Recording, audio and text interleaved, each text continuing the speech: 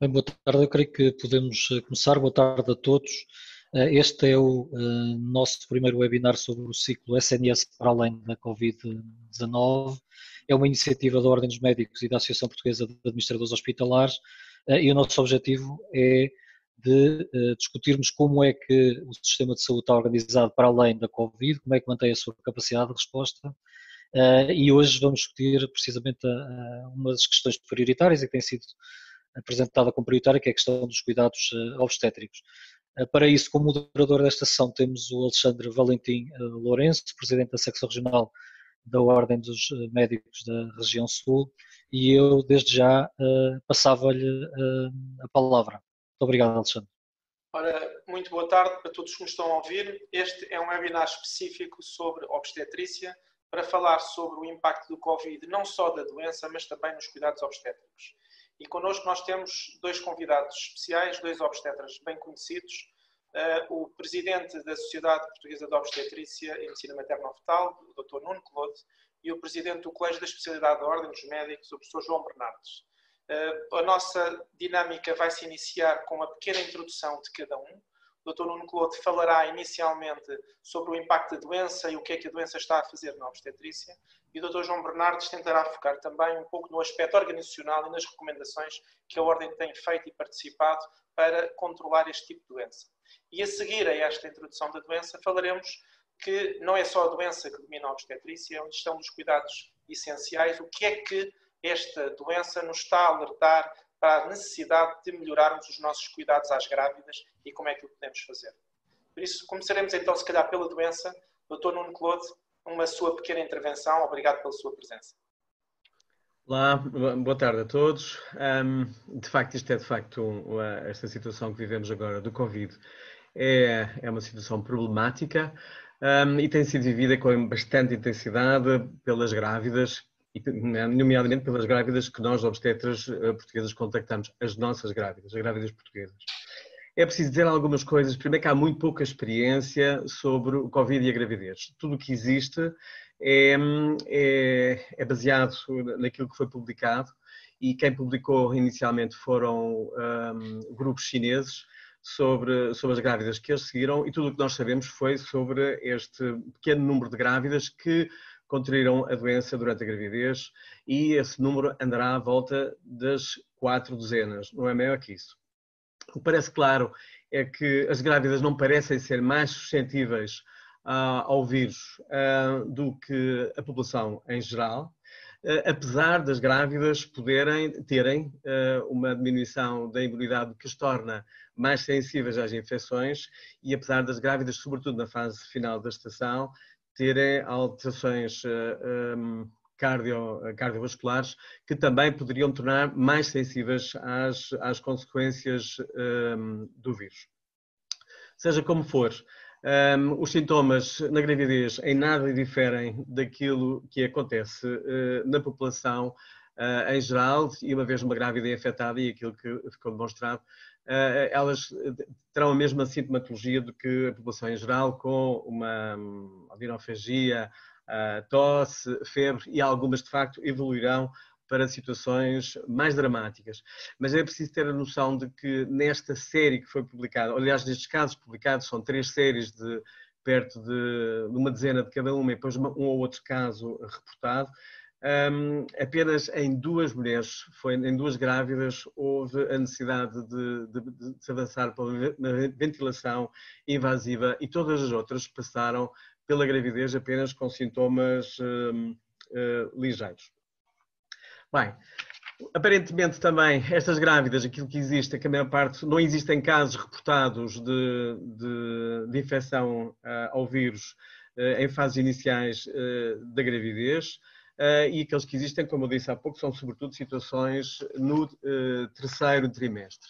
Aparentemente, nestas mulheres que tiveram infecção ao vírus, que tiveram Covid, houve um aumento de incidência de parto pré-termo. Perto de 40% destas mulheres o parto ocorreu antes do termo, mas quando nós falamos em parto pré-termo, estamos a falar fundamentalmente em parto ocorrendo depois das 36 semanas. Existe dois casos de mulheres que tiveram parto pré-termo, à volta de 30, 31 semanas, mas o resto que tiveram pré-termo foram todos depois das 36, portanto pré-termos tardios. E não é claro, porque as séries também não o dizem, se as causas foram um trabalho de parto espontâneo ou se foram trabalhos de parto iatrogénicos, o que não é de todo impossível, porque em situações de dispneia ou de alguma, ou enfim, de alguma pneumonia, pode haver, de facto, haver necessidade de interromper a gravidez, e eu penso que na altura, e enfim, na fase em que isto ocorreu, portanto, em pleno pico na China, provavelmente era mais simples interromper a gravidez do que deixar evoluir para ver o que é que acontecia. Em relação ao parto, todas estas séries pelos chineses, que já de si têm uma taxa elevada de cesarianas, toda esta série que é relatada pelos chineses, a taxa de cesarianas é muito elevada. Portanto, quase todos estes partos terminaram por cesarianas. Mas também, de novo, não é claro qual foi a razão da cesariana. Eles apontam como haver um aumento de incidência de traçados cardiotocográficos, portanto, de CTGs não tranquilizadores, mas não é claro, porque é verdade, se a grávida tiver febre, provavelmente o feto estará taquicárdico e respondendo mal ao antipirético, isto vai se manter por mais algum tempo e muitas vezes pode ser suficientemente estressante para o médico para avançar para uma interrupção de gravidez. Portanto, só a taquicardia pela febre talvez justifique isso, e seja como for, se também estiver sujeito a uma hipoxémia importante, o feto também o estará e poderá dar sinal no traçado de que enfim, de que não está bem, de ser um traçado não tranquilizador e justificar uma cesariana de emergência. De qualquer forma, assumindo que muitas destas grávidas poderiam ter infecções pulmonares importantes, é claro para nós que lidamos com a obstetrícia no dia-a-dia, que temos alguma vivência hospitalar, que nas grávidas com infecções pulmonares importantes, com pneumonias, muitas delas há o risco, estas infecções importantes estão sempre associadas com o risco aumentado de contratilidade, de parto pré-termo e alguns casos mesmo de morte fetal. Portanto, não é muito claro se é uma ação direta do vírus ou se é de toda a situação clínica da mãe que possa levar a estes desfechos. Em relação ao feto, nada se sabe. Quer dizer, aquilo que, como a maior parte dos casos reportados dizem parte ocorreram no terceiro trimestre e em nenhum deles conseguiu individualizar ou pelo menos identificar no feto a presença do vírus. Nada se sabe o que é que acontece em infecções Covid que ocorram no primeiro e no segundo trimestre e que a gravidez evolua. Portanto, nós não fazemos a mínima ideia se está associado com aumento do risco de restrições de crescimento, não fazemos a mínima ideia. Todas as situações reportadas nestas séries da China ocorreram, como eu vos digo, no terceiro trimestre e o parto ocorreu na quinzena que se seguiu, portanto, provavelmente nem sequer deu tempo que se instalasse uma situação de restrição. De qualquer forma, como a virémia nestes casos é baixa, mas a virémia associada a este vírus é muito baixa, se é que existe, e como o receptor ao qual se liga o vírus nas células, que é o enzima de conversão da angiotensina 2, tem uma expressão muito baixa, se é que até mesmo na placenta, é muito pouco provável que o vírus, que haja de facto uma transmissão materno-fetal, é muito pouco provável que tal aconteça. Portanto, não é expectável para já, pelo menos não há nenhum relato neste momento que mostre que o vírus tem uma ação teratogénica e, como eu vos digo, não há até agora, até o momento, evidência de que o recém-nascido fosse portador do vírus. Como também não há evidência de que ele seja excretado no leite. E isto leva-nos também à questão da amamentação ou não nestas circunstâncias. Portanto, na prática, não há experiência acumulada ainda para se terem ideias muito claras sobre quais as consequências do vírus na gravidez. Como eu vos digo, as séries são pequenas e têm faltam-lhe alguns dados para que possam ser, de facto, interpretadas de forma correta. Penso que daqui a uns meses, com a doença mais declarada na Europa, onde há estes registros de forma mais fiável, que se consiga saber mais qualquer coisa de mais concreto em relação a isto. De qualquer forma, as grávidas comportam-se como todas as outras pessoas, não há um aumento de risco, apesar da gravidez ter fatores de risco para a doença ter um comportamento pior na grávida, não há evidência que isso aconteça e também as séries não mostram, nenhuma das mulheres que estavam nestas séries tinham comorbilidades importantes, não há mulheres com diabetes, não há mulheres com doença cardiovascular, que já de si acarretam um risco elevado para a gravidez, que nos possam dizer como é que o vírus se comportaria nesta população.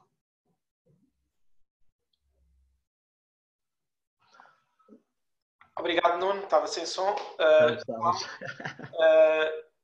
Liga o som, senão acontece o mesmo que a mim. Eu estou a ouvir. Estaremos nós preparados para as nossas instituições responderem a esta infecção, quer no que respeita ao tratamento das grávidas infectadas, quer na repercussão que possa ter na vigilância e no trabalho de parto das mulheres que não estão infectadas. Ou seja, como é que as nossas maternidades se estão a adaptar e o que é que devem fazer. Atenção ao microfone, João.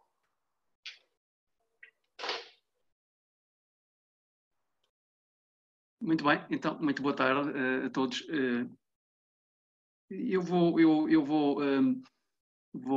referir mais à organização, como foi pedido, à organização dos serviços e avançar com alguns números, mas antes disso retomava algumas ideias muito genéricas do doutor, que foram expressas pelo doutor Nuno Claude. Em primeiro lugar, dizer que isto é uma situação verdadeiramente excepcional. Em toda a minha vida, em toda a nossa vida, certamente, nunca vimos nada e provavelmente na geração dos nossos pais nunca tal foi visto. Provavelmente temos que recuar à geração dos nossos avós para uma situação tão excepcional. A situação excepcional exige, obviamente, medidas verdadeiramente excepcionais. Em relação às grávidas, o Dr. Nuno Claude já disse que, apesar de ser uma população vulnerável, pelas razões que foram expressas, elas têm sido relativamente poupadas nesta pandemia. O que sabemos até agora dos números que temos são números muito pequenos, sabemos, como foi dito também, muito pouco ainda sobre o que se passa durante a gravidez, mas os números são tranquilizadores, ainda que exijam a prudência necessária para... E não devemos esquecer que estamos a falar de uma população que tem um aumento da vulnerabilidade às infecções. Falando um pouco em números, nós temos em Portugal, nós somos cerca de 10 milhões e temos cerca de 60 mil grávidas. No fim do ano temos cerca de 90 mil partos. E isso quer dizer que temos cerca de uma grávida por 1000 habitantes. Portanto, quando estamos a falar em termos populacionais, estamos a falar de uma grávida por 1000 habitantes. Se fizermos porque nós também temos dificuldade em ter modelos matemáticos, estatísticos, porque não temos informação, mas se fizermos uma extrapolação e uma generalização, e sabendo que as grávidas não têm sido, digamos, têm tido um padrão de infecção semelhante ao da população geral, poderíamos dizer que a expressão na grávida, em termos numéricos, não é, comparada com a população geral, não vai significar um peso muito grande quando abordarmos os números da pandemia. Portanto, estamos a falar que existe cerca de uma grávida por mil portugueses e também podemos extrapolar dizendo que por cada 1000 infectados, cada 1000 portugueses infectados com sintomas, que é aquilo que está a ser avaliado e divulgado pela Direção-Geral de Saúde. Creio que hoje andamos à volta dos 7.000 portugueses infectados com sintomas, 7.000 e alguma coisa. Nós também devemos ter uma por mil grávidas infectadas com sintomas. Portanto, nós, se assim for, peço desculpa, nós devíamos ter 6 por 1000, portanto, eu aqui saltei um bocadinho as contas. Nós teremos cerca de 6 grávidas por 1000 portugueses. E se extrapolarmos isso para um número médio, contamos nós que devemos ter cerca de 6 grávidas infectadas por cada 1000 portugueses infectados com sintomas. Portanto, isso daria um número neste momento à volta das 40, 30, 40, em geral, em todo o país. E em relação ao número de partos, deveríamos ter cerca de 1 parto por cada 1000 portugueses, o que daria neste momento cerca de 7 partos em Portugal, desde que se iniciou a pandemia, se usamos este tipo de números.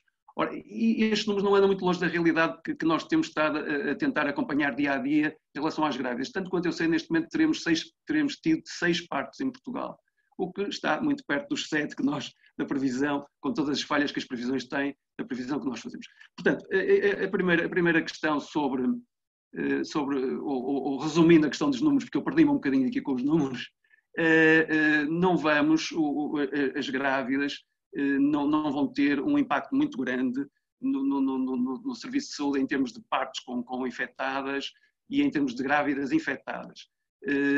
Repito, é importante repetir, é preciso prudência, são uma população vulnerável, mas tem sido relativamente protegida em termos clínicos nesta pandemia e também vão ter uma pressão relativamente baixa sobre o sistema de saúde.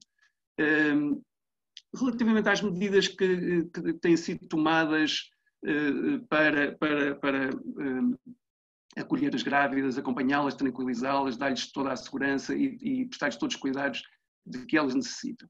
A Ordem dos Médicos, o Colégio da Especialidade, tem procurado trabalhar, considera que é muito importante que haja uma coordenação, nesta situação excepcional, como já foi referido, é importante que haja uma coordenação nacional de meios disponíveis, de profissionais disponíveis e de regras a aplicar, porque senão torna-se tudo muito complicado, ainda que possam, como vimos, possam não ser muitas grávidas a ter partos, etc. Pode-se tornar tudo um pouco complicado quando os números começarem a aumentar, quando estivermos numa fase mais alta da pandemia, de pico de pandemia, ou planalto de pandemia. E nesse sentido temos apelado a que se trabalhe em articulação com a Direção-Geral de Saúde e com os órgãos do Governo e com as ARS e obviamente os hospitais, para que exista coordenação. Esse é um primeiro apelo que fazemos em relação aos serviços, à organização dos serviços. O segundo aspecto prende-se com as regras e as recomendações que se fizeram, e essas recomendações são muitas delas gerais, aplicadas à população em geral, são as regras de contenção social, de higiene e de observação de todas as recomendações que são feitas. Depois, em termos de organização hospitalar e dos serviços de saúde e também dos consultórios médicos, aquilo que se recomenda é que nesta fase se comece a separar o mais possível os circuitos de alta probabilidade de existência de uma infecção Covid dos circuitos de uma baixa probabilidade de infecção Covid. Bom, para isso é importante termos um sistema de rastreio minimamente eficaz. Sabemos que não há um sistema de rastreio perfeito que nos permita distinguir completamente esses dois grupos, mas sabemos neste momento que através do rastreio epidemiológico, perguntando se há contactos com situações de risco, através do rastreio clínico, que são as perguntas da tosse, da febre, das mialgias, também parece alterações gastrointestinais, através da informação clínica e também, e agora com este recurso mais disponível, através da realização de testes. Nós recomendamos, e isso vem da norma da Direção-Geral de Saúde, este rastreio epidemiológico clínico e com testes a todas as grávidas que estão sintomáticas ou com suspeita de Covid, ou que mesmo estando assintomáticas tenham tido um contacto de alto risco.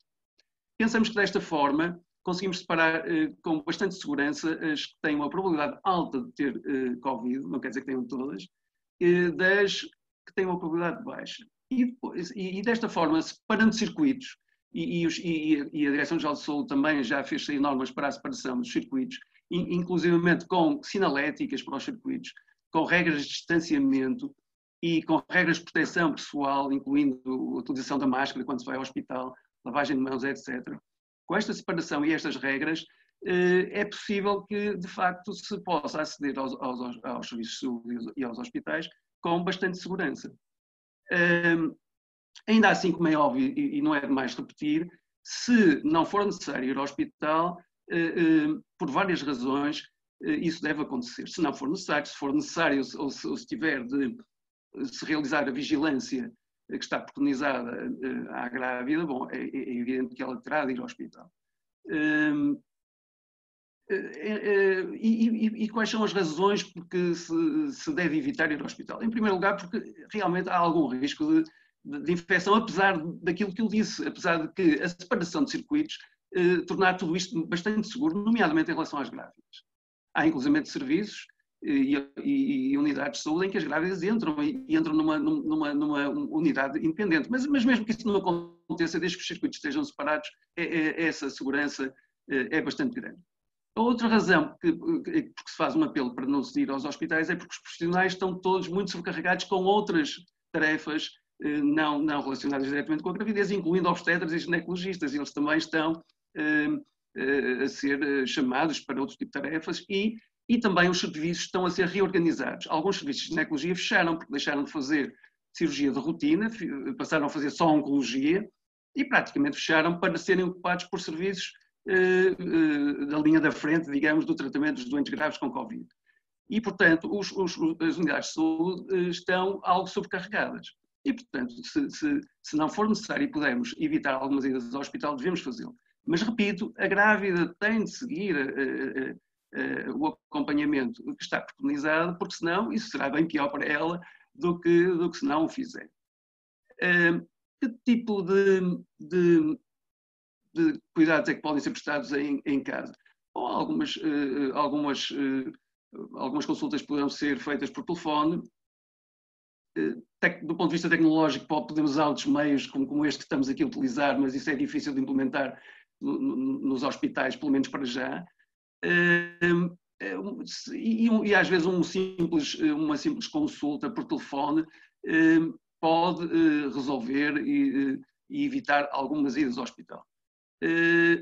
Mas no que toca, por exemplo, a realizar uma ecografia e o Colégio da Especialidade da Direção-Geral de Saúde consideram que a ecografia do primeiro trimestre e do segundo trimestre tem de ser feitas, obviamente que elas têm de ser feitas no hospital. E repito, há condições de organização de separação e de proteção individual que permitem uma segurança muito grande à grávida quando ela se dirige ao hospital. Importa dizer também em relação aos números que a grande maioria das grávidas vai cair no grupo de baixa probabilidade de Covid.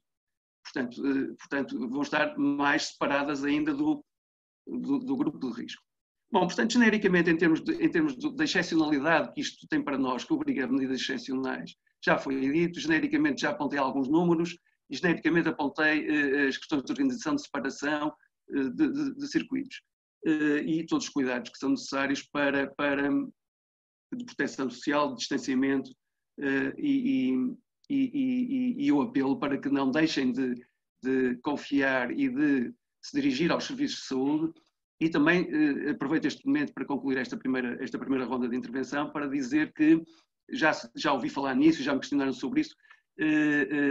O hospital continua a ser o local mais seguro para se nascer e para se vigiar uma grávida. Não é momento, nunca foi, nós nunca o defendemos, mas agora mais do que nunca deverá ser permitido ou aconselhado um parto fora do hospital. Porque isso, para além de aumentar o risco obstétrico para a mãe e para o bebê, aumenta o risco para toda a família, para toda a população. Há um risco de saúde pública, um risco de contágio.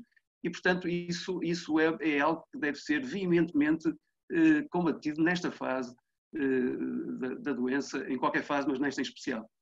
Em termos genéricos, digamos que é isto que temos em termos organizativos. A Direção-Geral de Saúde publicou as normas, nós colaboramos na elaboração dessas normas, há um fluxograma, depois podemos falar mais em pormenor, há várias questões que se levantam muito práticas, desde o acompanhante vai, não vai, o que é que pode fazer, o que é que os hospitais estão a fazer, a amamentação, a grávida que vai para o domicílio, a grávida com sintomas ligeiros, mas enfim, podemos depois responder, se calhar, ponto a ponto a cada uma dessas questões. Muito obrigado. Muito bem, eu tenho estado também a acompanhar várias perguntas que estão a vir da audiência e algumas já tinham lembrado de as perguntar. Vou começar primeiro por uma pergunta que tem a ver com a vigilância da gravidez. Tenho aqui 2 ou 3 perguntas sobre as ecografias do terceiro trimestre. recomendação do colégio é muito clara, primeiro e segundo trimestre não as deixar de fazer, e as do terceiro trimestre, como nós vamos, se houver um prolongamento deste estado de emergência ou destas restrições aos contactos durante mais que 3 meses, como é que nós vigiamos o terceiro trimestre? A pergunta é para os dois, a organização para o João Bernardes, Nuno, em termos de opinião clínica. João? Sim, em termos de organização, a recomendação é essa, é a do primeiro e do segundo trimestre, sem dúvida. A do terceiro trimestre, apenas se possível. E nós, neste momento, sabemos que poderá ser muito difícil e quase impossível. Isto na gravidez de baixo risco, porque obviamente que a terceiro trimestre será sempre realizada em todas as situações em que ela tenha uma indicação clínica clara, em que haja suspeita de patologia, quer patologia que surja suspeito na ecografia do primeiro trimestre, do segundo trimestre, ou através da avaliação clínica que fazemos, das análises, da avaliação clínica e da situação clínica. Portanto, nesses casos não falhará nunca a do terceiro trimestre e até outras ecografias que sejam necessárias. A ecografia de rotina que se faz no terceiro trimestre, entre a semana 30 e 32, para fazer um rastreio, uma avaliação eventualmente da restrição de crescimento, enfim, naturalmente que outros aspectos também, essa neste momento poderá não ser possível realizar, mas não vai ter qualquer prejuízo para as grávidas, porque todas aquelas que necessitarem de fazer, tiverem indicação, vão fazer. As de rotina, se for possível, também farão. Se não for possível, porque há outras prioridades, não a realizarão, sendo que toda a avaliação clínica e laboratorial que fazemos de rastreio nos permite também fazer o rastreio dessas situações. Eu estou completamente de acordo com aquilo que disse o professor João Bernardes. Eu acho que, de facto, que em relação às ecografias do primeiro e segundo trimestre, elas não podem fazem parte da rotina de avaliação, de facto, do feto, e não se deve deixar de as fazer. Em relação às do terceiro trimestre, numa grávida de baixo risco, e aqui também é importante a ação do clínico que a segue, uma grávida de baixo risco, que tem, enfim, em que há uma evidência clínica de um crescimento adequado através da avaliação da altura uterina, que terá que ser feita pelo médico assistente, ou pelo menos alguém capaz de o fazer. Eu penso que nessa altura poderá ser dispensável a ecografia do terceiro trimestre, mas sempre que haja indicação, uma grávida de alto risco, por alguma razão é necessário vigiar o crescimento fetal, uma grávida que teve, enfim, desfechos menos bons em gestações anteriores, riscos aumentados de parto pré-termo numa fase muito inicial, tudo isto implica avaliações ecográficas que devem ser realizadas. Não é de evitar. Dr. Alexandre Lourenço, só uma intervenção muito rápida. Na maior parte dos países europeus e Estados Unidos, esta ecografia do terceiro trimestre não faz parte da rotina, pelo menos da rotina estabelecida nos Serviços Nacionais de Saúde, e, portanto, isso também demonstra que, enquanto que as outras duas, sim, claramente, também demonstra que, em termos de organização, tudo isto foi muito bem ponderado pelo colégio e pelas sociedades científicas e pelos colégios, aliás, porque o Colégio da Competência de Ecografia também fez, obviamente, a mesma recomendação. Vou passar para uma pergunta mais técnica. Há aqui várias perguntas sobre corticoterapia. Corticoterapia na indução maturativa e corticoterapia em grávidas que já estejam a fazer corticoides. Qual é as recomendações que se possam ter em relação a este tipo de grávidas? Também houve algumas terapêuticas imunossupressoras ou de terapêuticas antivirais, se há alguma noção de que o que é que se utilizou até agora, de uma forma experimental, sem evidência, e que possa ou não ser permitido. Bem, em relação à indução da maturidade fetal com os corticoides, eu acho que nas grávidas com suspeita ou evidência de Covid-19, eu acho que, se for necessário fazer, deve ser feito. Ou seja, se nós estivermos perante uma situação de iminência de parto pré-termo real, não uma coisa muito vaga, mas uma iminência real de parto pré-termo, eu acho que a medicação deve ser utilizada. Em relação às grávidas que faziam corticoterapia por causa da sua doença de base, pois com certeza ela deverá ser mantida. E em tudo o que existe neste momento, em relação às terapêuticas que se utilizam para as afecções graves, quando estamos perante uma pneumopatia com alguma insuficiência respiratória, em que se utiliza de facto estas terapêuticas propostas de de antivirais e mesmo de cloroquina. Eu acho que tudo isto neste momento ainda é muito experimental, mas é utilizado, o plaquenol é utilizado durante a gravidez em algumas situações, e nós utilizámo-lo. E os retrovirais habituais, como o Calecta, que também se utiliza frequentemente durante as grávidas com HIV, portadores do HIV. Em relação ao outro não há muita experiência, se é que é mesmo alguma.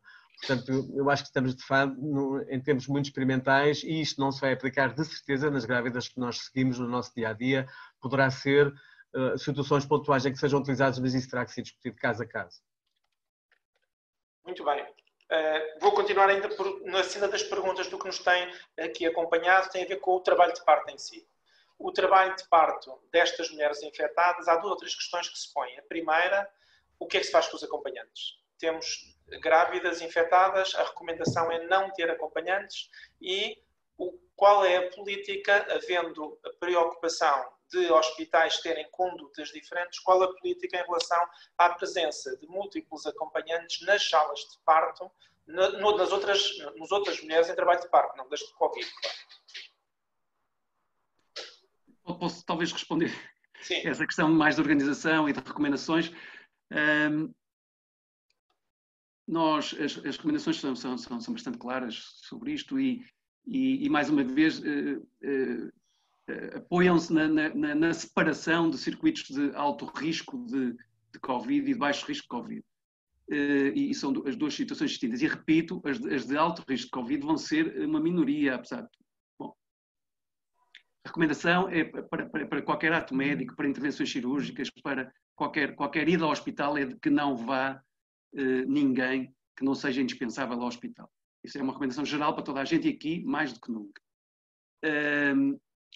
Quanto o pai, naturalmente, que é, podemos dizer, indispensável neste processo, e a família. E nas grávidas de alta probabilidade de Covid, de infecção Covid-19, não é recomendada a presença de ninguém, incluindo o próprio pai. E nesses casos, aquilo que tem acontecido, e que eu vou sabendo do que tem acontecido nos hospitais, é que depois de tudo estar mais tranquilo, de concluído o parto, de fechadas as feridas cirúrgicas, as suturas, etc., o bebê estar devidamente protegido, no final do parto, o pai poderá ter pelo menos um contacto visual com a mãe, com o bebê, e eventualmente despedir-se até ao internamento.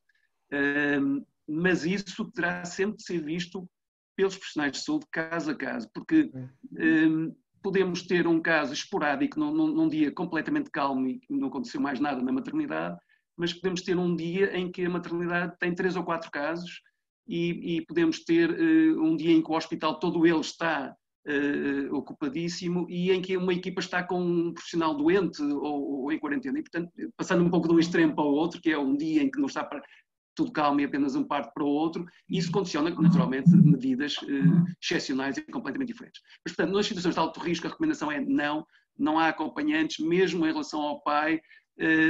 Haverá certamente a possibilidade de as pessoas estarem num circuito bem determinado, isso é importante, mais uma vez a questão da separação de circuitos e do afastamento, e depois, na altura, o pai naturalmente que deve ser informado sobre a evolução dos acontecimentos e contactar mas sem contacto físico, e depois poderá haver um contacto nessa fase. O que se tenta fazer e o que se recomenda também é que as altas sejam dadas o mais precocemente possível, e se for um parto eutóxico, ao fim de 2 dias, a grávida, se estiver bem, pode ir para casa com o recém-nascido, se ele também estiver bem.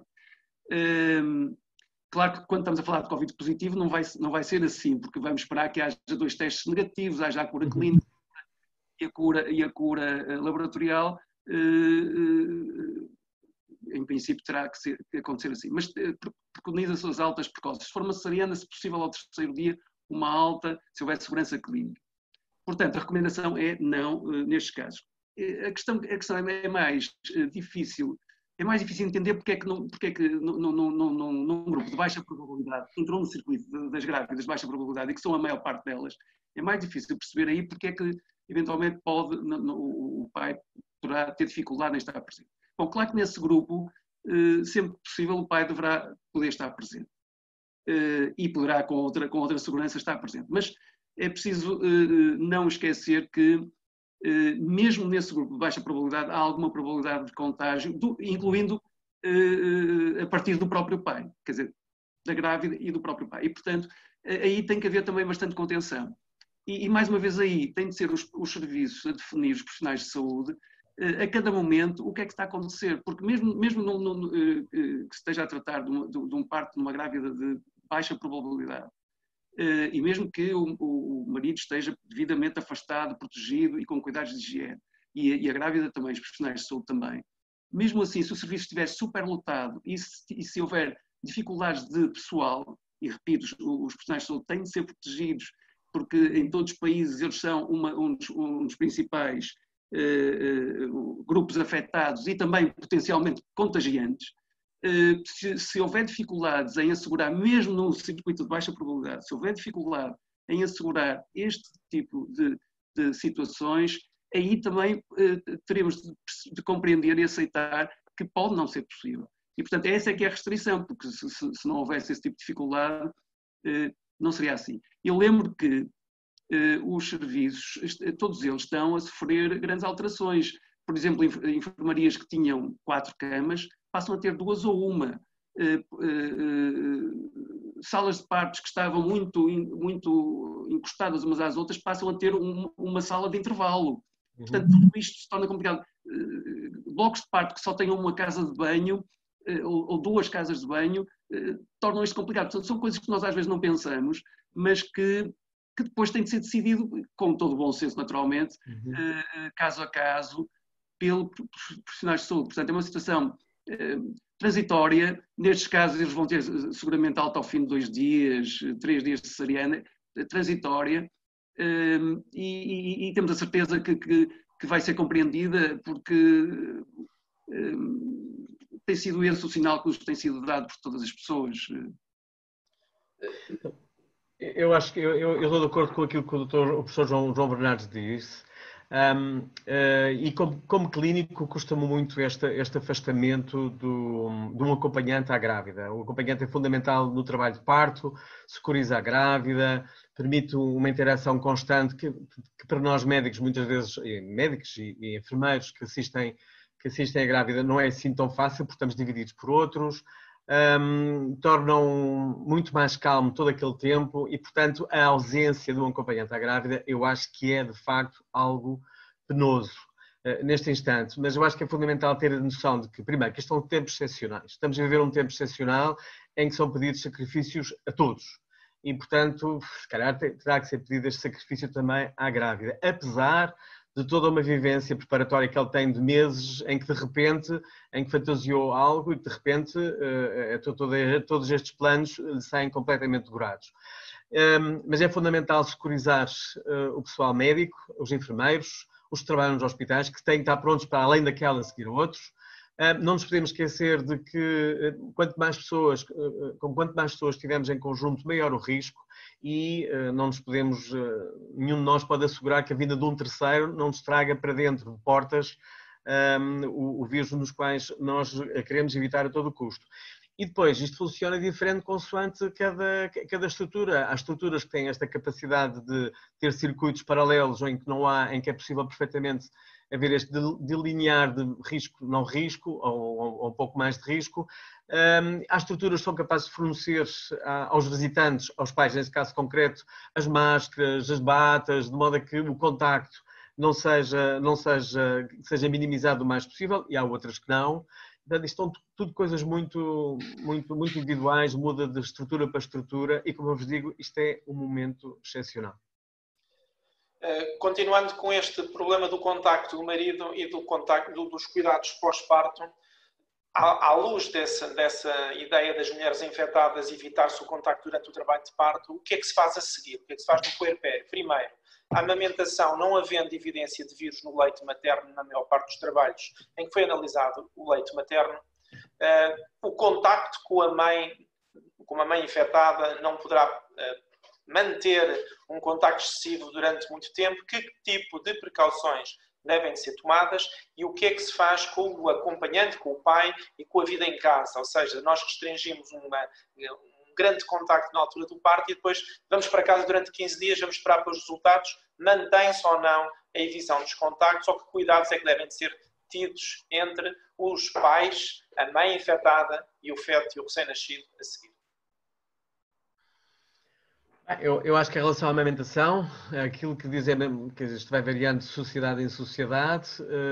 Nós, a Sociedade Portuguesa de Obstetrícia e Medicina Materno-Fetal, nas recomendações que enviou no princípio a meio de março, fazia eco do que dizem muitas sociedades europeias, que se deve permitir a amamentação, mas tudo depende, de facto, porque para que uma mãe Covid positiva possa amamentar, eu acho que ela se tem que proteger, tem que ter uma máscara em permanência, mas e que não toque da criança, ou que desinfete as mãos antes. O peito, é verdade que teria que ser sempre desinfetado antes de que ela voltasse a dar de mamar, mas há um risco teórico sempre e constante do feto poder ser infectado. Eu acho que, fugindo da generalização, eu acho que isto deve ser discutido caso a caso. Eu acho que qualquer mulher, ou a maioria das mulheres que estejam infectadas e que sejam postas perante a probabilidade de infectarem os seus bebês pelo contacto próximo que tenham com ele e pela amamentação, eu acho que elas vão provavelmente permitir que as crianças sejam afastadas por um tempo, é aquilo que é o recomendado, até o que possam voltar outra vez a estar com ele. Portanto, eu não sei até que ponto esta questão da amamentação não é uma questão que esteja a ser empolada em relação depois àquilo que se passará na realidade. Não há, de facto, qualquer tipo de evidência de que o leite materno traga o vírus. O que há evidência é que as grávidas podem infectar o recém-nascido através das gotículas, enfim. João, não respondas a esta, porque eu vou continuar a pergunta para ti. Neste tipo de evidência, neste tipo de suspeição do contacto no pós-parto, e tu falaste logo ao princípio algo que tem suscitou-me logo a mim as dúvidas há alguns dias e a muitos dos nossos participantes no webinar. Não deveria de haver maternidades reservadas face ao pequeno número de grávidas com a possível infecção? Estarmos a disseminar todas estas grávidas em termos de recursos, de equipes dedicadas, de salas de parto por todas as maternidades, não haverá alguma coordenação e capacidade de as poder juntar em 2 ou 3 centros em cada região, de forma a termos melhor conhecimento, melhor tratamento e aí termos as maternidades mais preparadas com esses circuitos, com os cuidados que têm que ser tomados em todas? Essa é uma questão de logística e portanto, que sai um pouco do âmbito da ação, quer das sociedades, quer do colégio. Nós fazemos recomendações. Essa é uma questão logística. Se essa for a melhor solução, olhando para a realidade dos números, para a realidade dos recursos, sim, com certeza. Mas quem tem que fazer essa análise tem de ser as administrações regionais de saúde, os órgãos de governo e as pessoas que fazem a gestão dos recursos humanos, dos equipamentos e do número de casos, da afluência que existe em dado momento.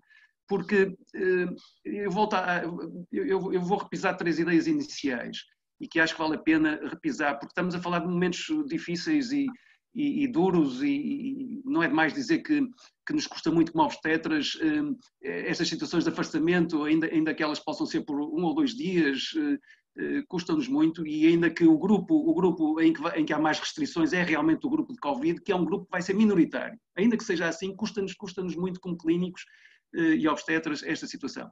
Mas isto é uma situação excepcional, primeiro, repito. Segundo, os números têm um impacto relativamente pequeno, números de grávidas, como disse no início.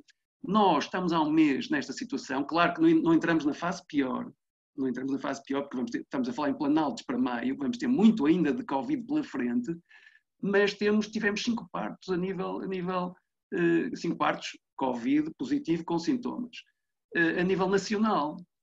E, portanto, estamos a falar de números de impactos para cada mãe, para cada filho, para cada pai, é um impacto muito grande, mas isto em termos populacionais e em termos de gestão dos hospitais, do sistema de saúde, esta questão das grávidas não tem, é um impacto relativamente diminuto. Portanto, essa questão de haver um hospital só para isso, eu acho que vai depender muito dos números e do que está a acontecer em cada momento. Vamos supor, não sei, espero que isso nunca aconteça e temos sinais de que isso não vai acontecer, mas que a certa altura há serviços, mas isso já aconteceu. Numa fase inicial, nós tivemos alguns serviços de obstetrícia que fecharam 2 ou 3 dias porque tiveram os profissionais em quarentena e doentes, fecharam. E vamos supor que numa região, por exemplo, na região norte, a minha região, que há 2 ou 3 serviços que fecham. É evidente que tem que haver uma resposta regional concertada a dizer para onde é que vamos drenar estas grávidas. E se calhar nessa altura dizer assim, bom, mas neste novo cenário, e agora que estão a aparecer mais casos, que nunca serão muitos, estou eu convencido, e são as indicações que temos da literatura, apesar dos números serem pequenos. Bom, então neste cenário que temos 3 serviços fechados, temos pessoal doente, e está a aparecer mais gente, se calhar aqui justifica-se ter um hospital, mas eu acho que isso é uma questão logística, repetindo, e portanto nós não temos os números, nós não temos acesso aos recursos, a não ser genericamente e com caráter informativo, e acompanhamos assiduamente isso, mas não temos nem a capacidade de decisão, nem a capacidade de intervenção logística. Portanto, essa questão, sim ou não, depende de cada momento.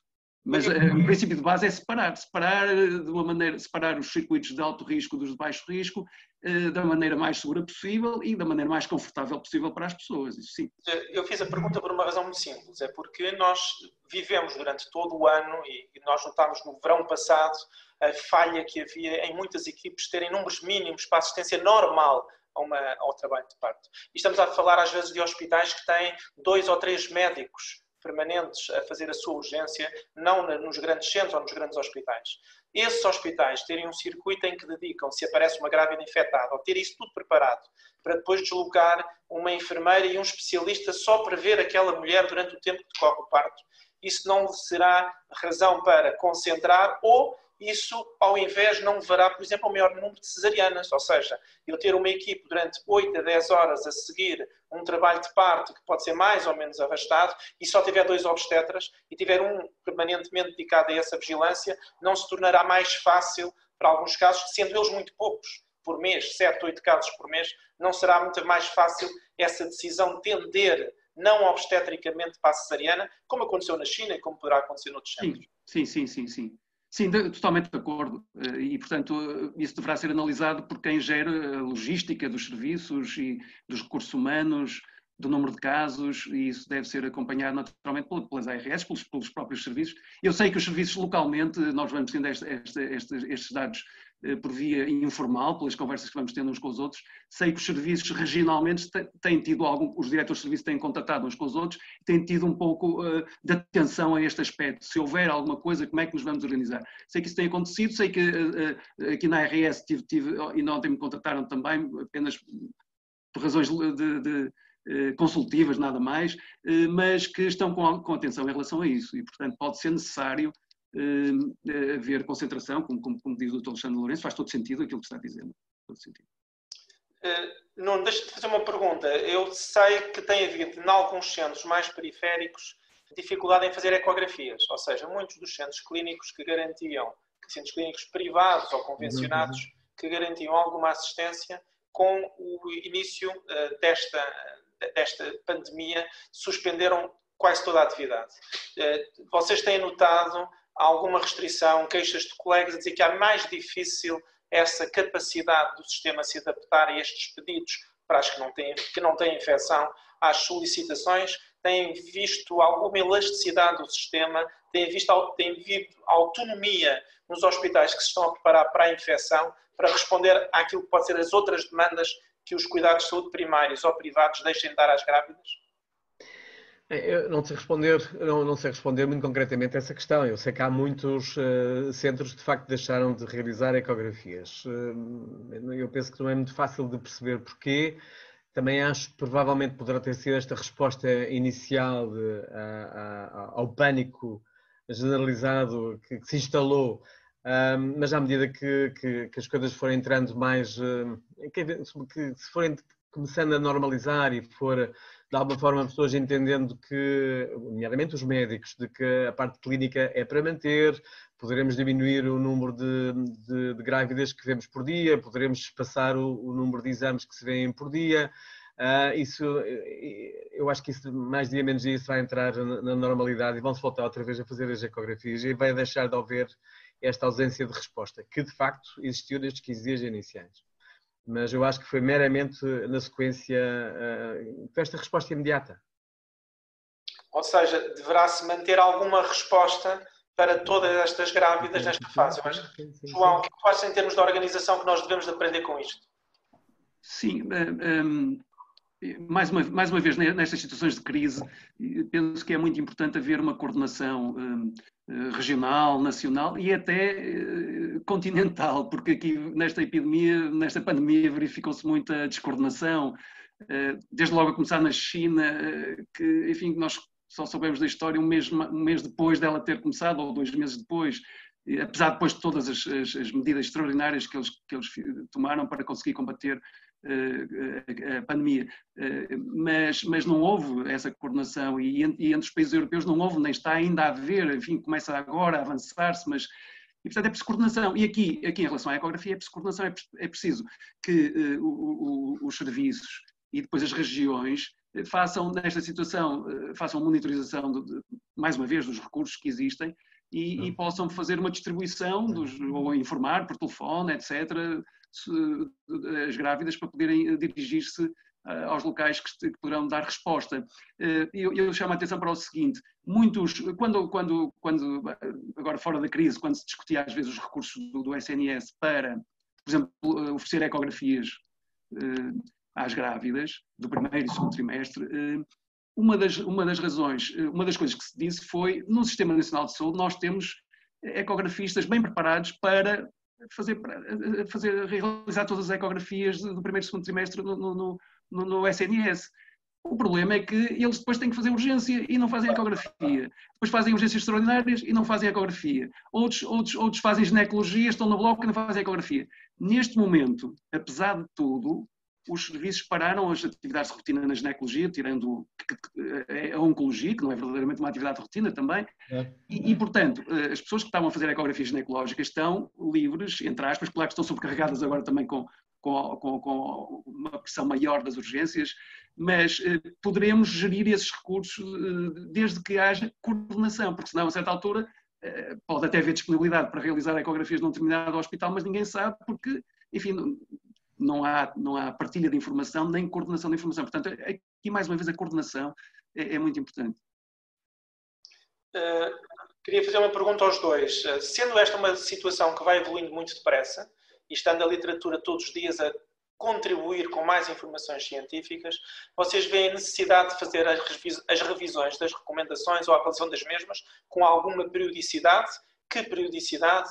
Como é que nós podemos, nós profissionais de saúde que estamos a ouvir este webinar, saber onde é que vamos buscar a melhor informação e a melhor evidência e como é que vamos fazer esse tipo de informação? Acho que da vossa parte, quer da Sociedade Portuguesa de Obstetrícia, quer do Colégio da Especialidade, essa responsabilidade é enorme. O que é que vocês estão a pensar fazer? Em relação à Sociedade Portuguesa de Obstetrícia e Medicina Materno-Fetal, eu acho que aquilo que nós lançámos no dia 10, desculpe, eu estou a dizer dia 10, não sei porquê, dia 10 ou dia 13 de março, eu acho que já está um bocadinho outdated em relação àquilo que vai sair, mas repara, só a Royal College já lançou sobre este tema, penso que 5 revisões, a última é do dia 28 ou 29 deste mês, do dia 28 deste mês, sobre recomendações sobre como enfrentar o Covid em obstetrícia. Portanto, as coisas estão a mudar muito rapidamente, porque vamos sabendo mais do vírus, vamos sabendo mais da forma como o vírus interage connosco. Em relação à obstetrícia, há imensas coisas que nós não fazemos a mínima ideia. Como eu vos digo, toda a experiência, tudo aquilo que se fala diz respeito a estas 40 grávidas, cerca de 40 grávidas que os chineses reportaram, mas eu penso que dentro de muito pouco tempo, quando houver mais experiência a nível, quando começar a sair a experiência europeia, podemos ter ideias mais claras de que repercussões aqui isto tem na gravidez, que efeitos poderá ter no feto, se existem ou não existem repercussões na evolução, no desenvolvimento da criança, das grávidas que contraíram a gravidez no primeiro ou na fase inicial do segundo trimestre. Nada disto, não há respostas para isto ainda. Portanto, eu acho que terá que haver, de facto, atualizações das recomendações sobre esta situação. Sim, claramente. Em relação às do Royal College, também a ideia que tenho é que vamos na quinta versão do colégio inglês e a quinta surgiu 2 dias depois da quarta. Há uma versão no dia 26 de março e 2 dias depois surge uma revisão no dia 28. E já agora, esta última revisão deveu-se precisamente à publicação daquele caso das IgMs na JAMA.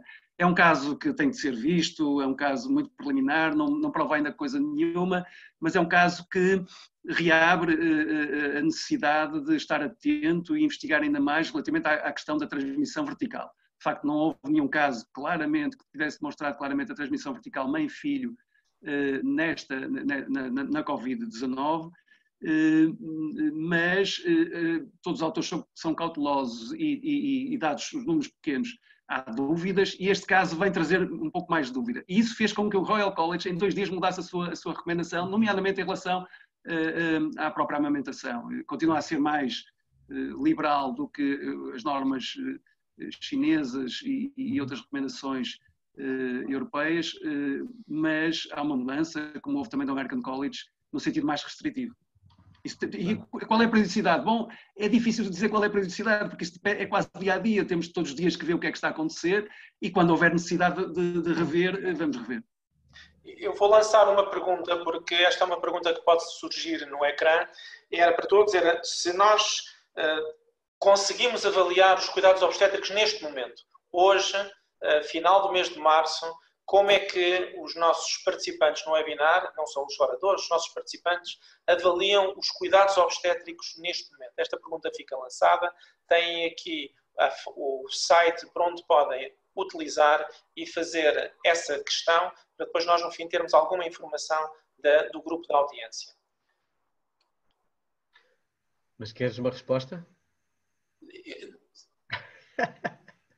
Não, eu acho que os cuidados obstétricos... Eu quero a vossa resposta porque pode influenciar a parcialidade das respostas ao público, porque depois o sistema vai permitir apanharmos algumas informações e colocá-la aqui. Por isso vamos tentar fazer aqui um ensaio com a ocultação da opinião dos peritos, porque ela muitas vezes é determinante para as respostas.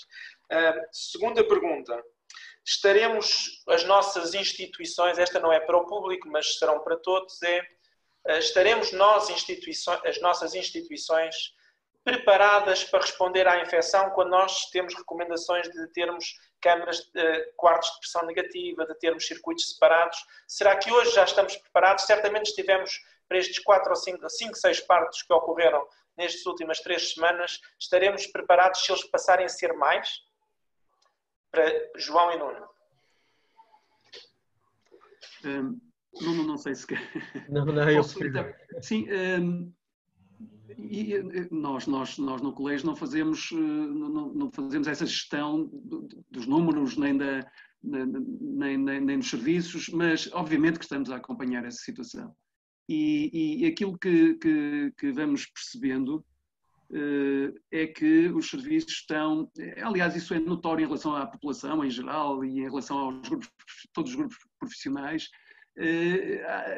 A sociedade, a comunidade está presa a esta questão e, portanto, todos os dias nos levantamos e nos deitamos a pensar o que é que está a acontecer e o que é que vamos fazer. Todos os dias temos coisas novas para fazer. Portanto, a ideia que eu tenho é que toda a gente está a aderir muito a todas estas normas e a tentar implementar isso no terreno. Sabemos que isso tem sido dito, e nomeadamente pelos bastonários das ordens profissionais, que continua a haver dificuldades de equipamentos de proteção para os profissionais de saúde e não é demais dizer que os profissionais de saúde têm de ser protegidos porque senão vão ser eles os principais agentes da infecção nas pessoas. Para além de depois eles não poderem entender as pessoas que ficam doentes, eles vão ser os principais agentes de infecção. Portanto, não é demais dizer isso e também não é demais, nem é demagógico, acho eu, fazer um aplauso e a nossa homenagem a todos os profissionais, sem exceção, que são expostos a esta situação. Mas A ideia que eu tenho é que as pessoas todos os dias acordam com a preocupação de se organizar, de conseguir os meios que são necessários e mais uma vez repito, voltando ao início à questão dos números, o sistema não foi ainda muito pressionado em relação às grávidas, nem será provavelmente tanto como com outros grupos de risco, e os casos que tivemos até agora correram todos bem. Houve, tanto quanto sei, são tudo casos de bebés que nasceram com o tempo todo, termo. Houve apenas um caso que teve uma ruptura prematura de membranas por volta das 30 semanas e que penso que não terá tido nenhuma relação direta com Covid e a situação terá corrido bem. Não estou ainda muito seguro, ainda não tenho informações, porque, repito, e não somos nós oficialmente que recebemos essa informação, não estou muito seguro se não houve um caso num hospital que nasceu e que depois ninguém deu conta e só depois, a posteriori, é que se verificou que era. Houve 2 casos que assim aconteceu. Há um que já está documentado e já aconteceu há alguns dias, em que só se fez o diagnóstico depois do parto. E aqui eu rapidamente só fazer, aproveitando isso para fazer um alerta também às pessoas, que é o seguinte: esta separação que nós fazemos dos grupos de alto risco, ou melhor dizendo, dos grupos de alta probabilidade de infecção Covid, grávidas de alta probabilidade de infecção Covid e baixa, como dissemos no início, baseia-se num rastreio epidemiológico, os contactos de alto risco, clínico, a febre, os sintomas e teste.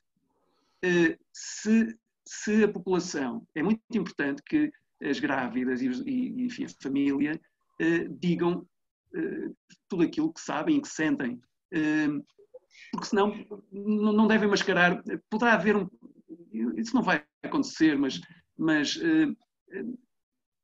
poderá às vezes poderá não estar valorizar um determinado sintoma, uma determinada queixa, mas isso deve ser dito aos profissionais de saúde, aos médicos, porque se não valorizarmos uma determinada queixa, podemos estar aqui num grupo de baixo risco e sermos um grupo de alto risco. Portanto, o meu alerta era, quando chegarem aos hospitais, digam tudo, porque isso é fundamental. Nomeadamente se tiver um contacto de alto risco, nomeadamente se alguém em casa, se o marido ou o cônjuge está com Covid. Isso, a pessoa pode pensar que isso não é importante, mas isso é fundamental.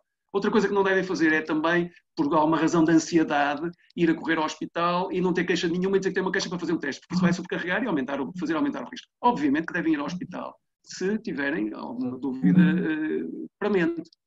E antes de ir ao hospital, sempre tentar um contacto telefónico, antes de ir, sempre tentar um contacto telefónico com o seu obstetra, com o obstetra que está, ou com a linha de saúde 24, como tem sido a orientação.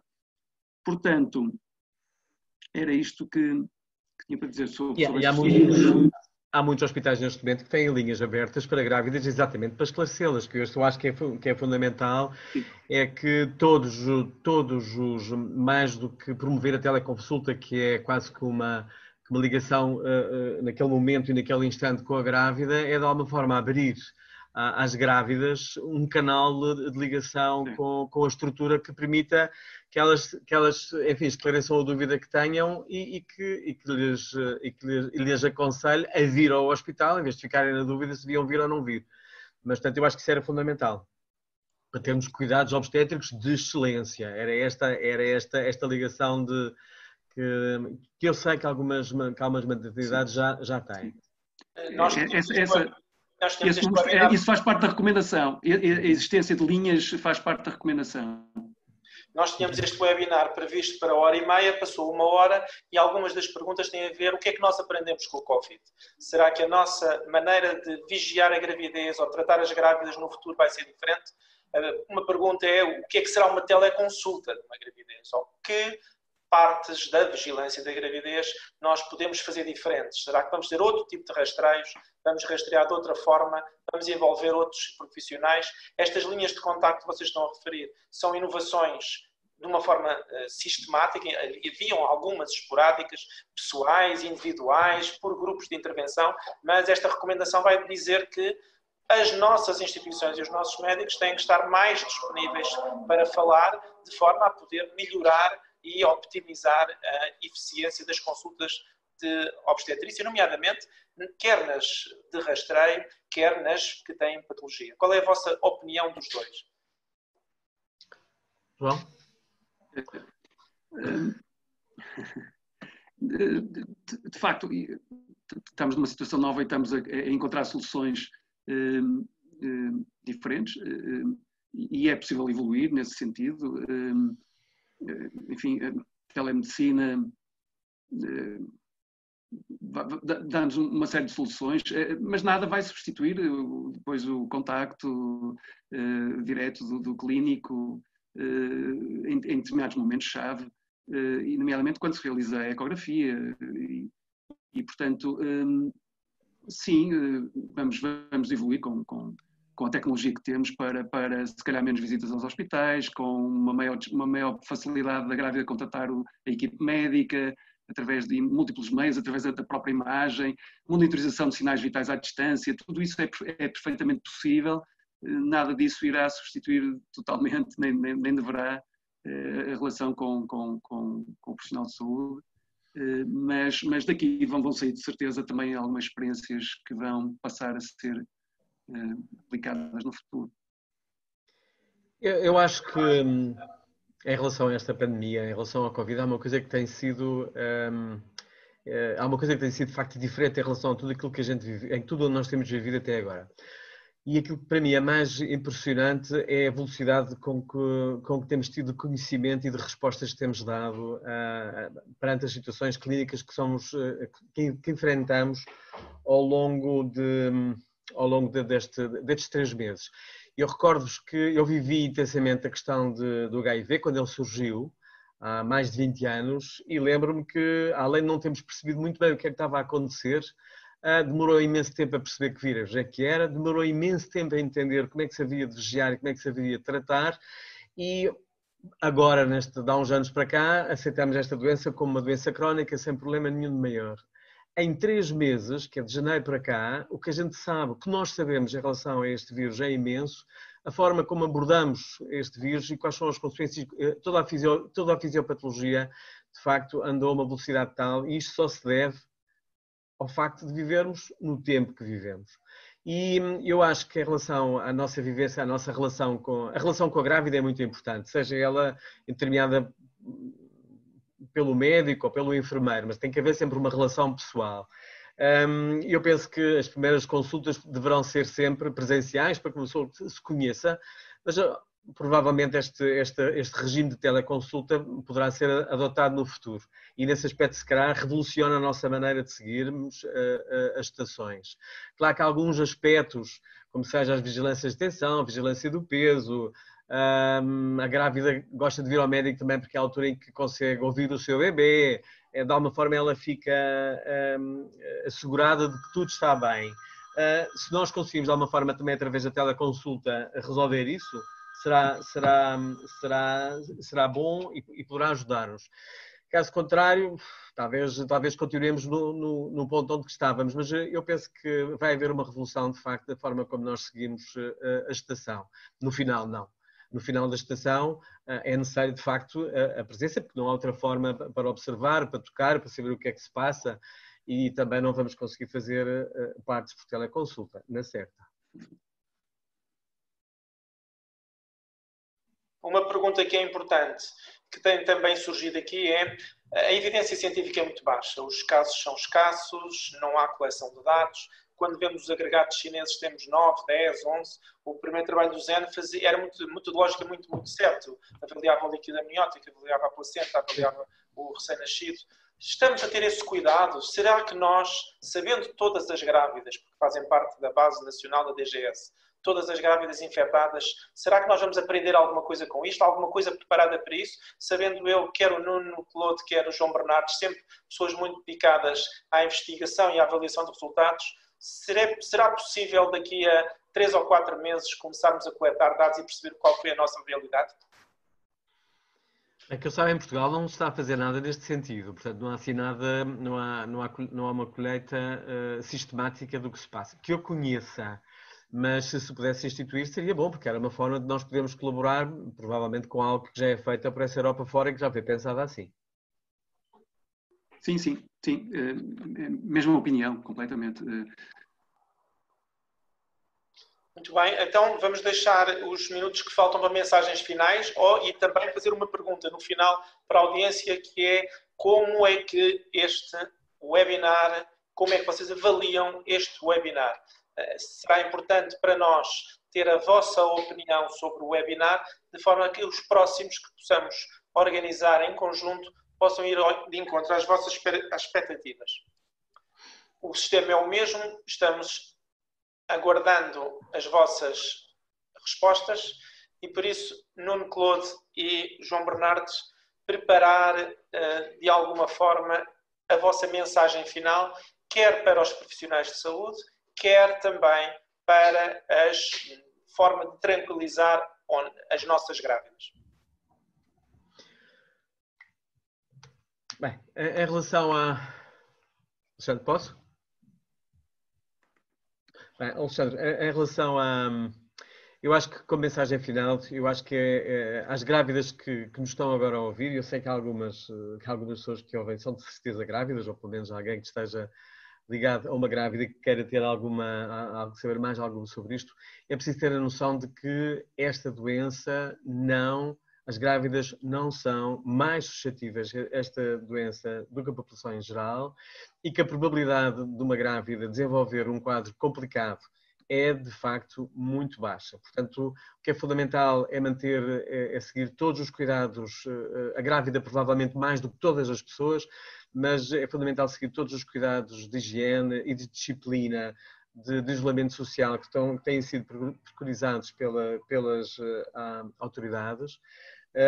E ter a noção de que a gravidez vai correr bem, sabendo de antemão que provavelmente alguns sacrifícios terão que existir, e das quais, de facto, o mais penoso e mais doloroso é na grávida saudável e que não está infectada, eventualmente enfrentar um parto sozinha. Em relação aos que seguem as grávidas, eu acho que é fundamental que não deixemos as grávidas sentirem-se, estarem desacompanhadas durante a gravidez. A gravidez é sempre um período de grande insegurança da mulher e compete-nos a nós, profissionais de saúde, abrirmos todos os canais para que as possamos tranquilizar e que as possamos transmitir um ambiente calmo e tranquilo durante a gestação, respondendo às suas dúvidas e não evitando, porque sei que isto acontece, que há colegas que que fecharam o consultório e as grávidas sentem-se completamente desamparadas. Há sítios onde não são feitas ecografias e para a grávida que tinha grandes expectativas por naquele momento e porque sabe que aquele era o momento ideal para fazer a ecografia, é muito mal que isto aconteça. Portanto, devemos estar sensibilizados para isto e evitar a todo custo deixar uma grávida desacompanhada, uma grávida sozinha. Eu também...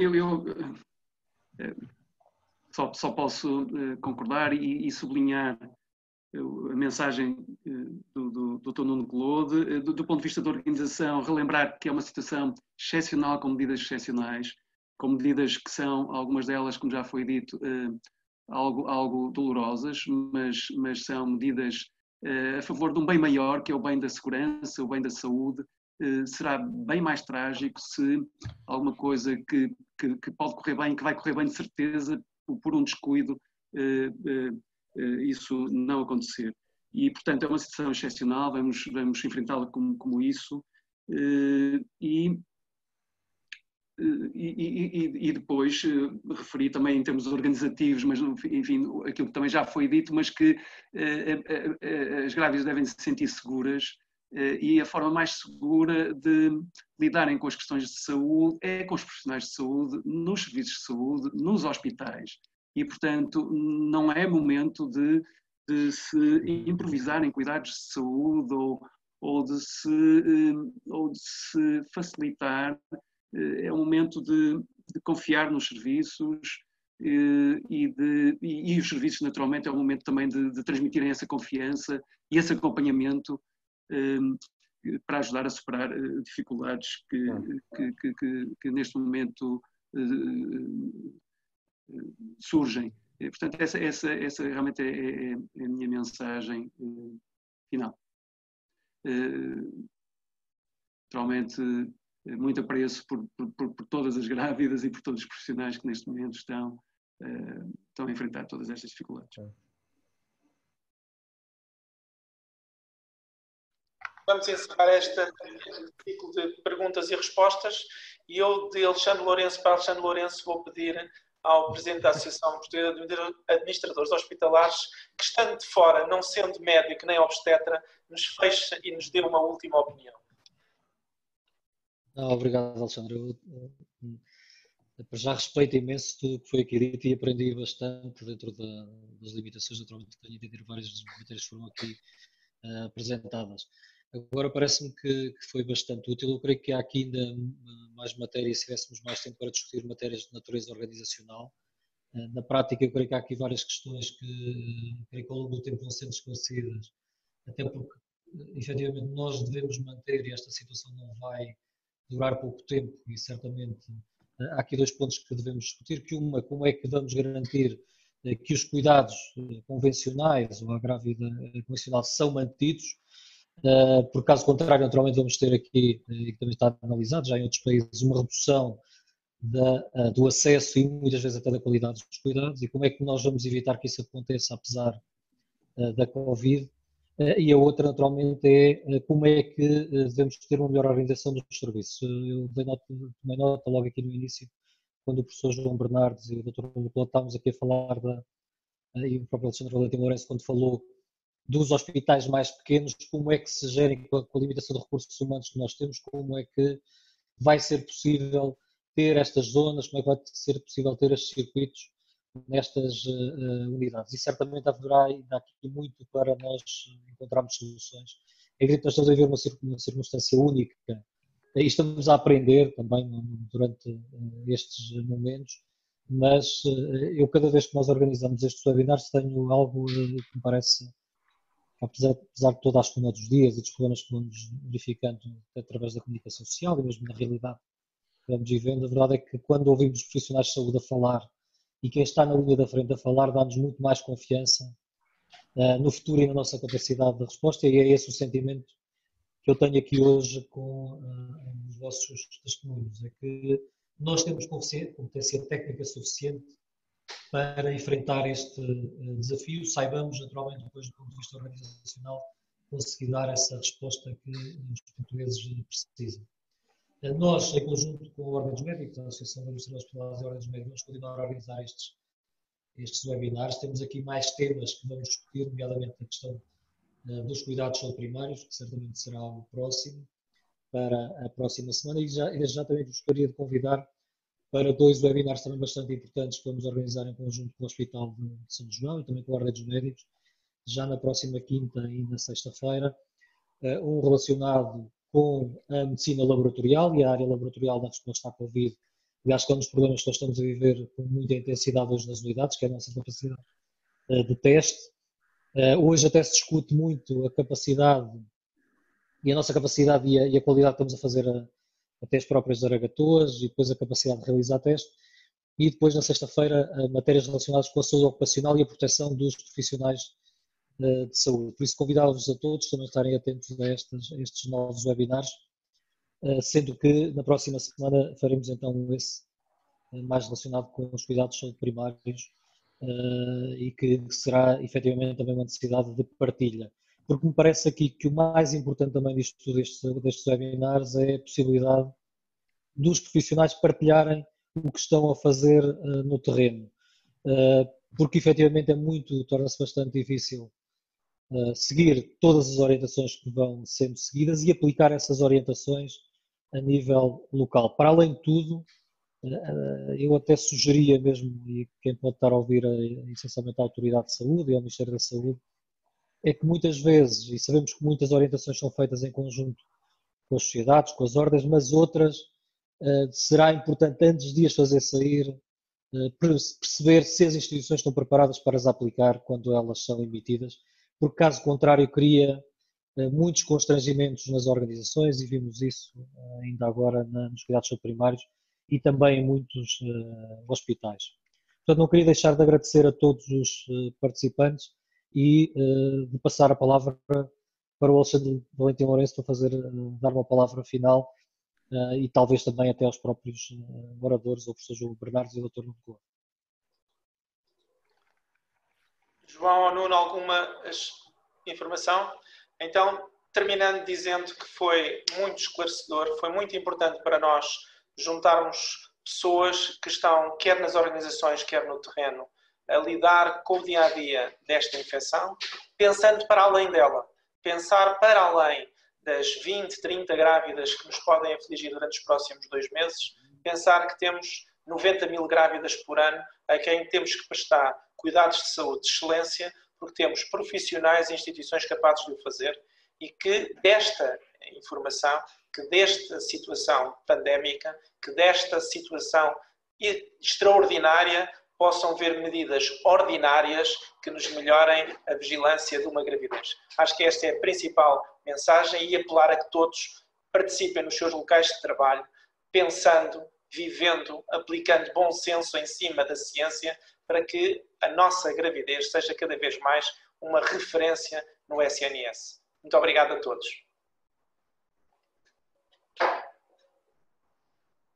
Não consegui.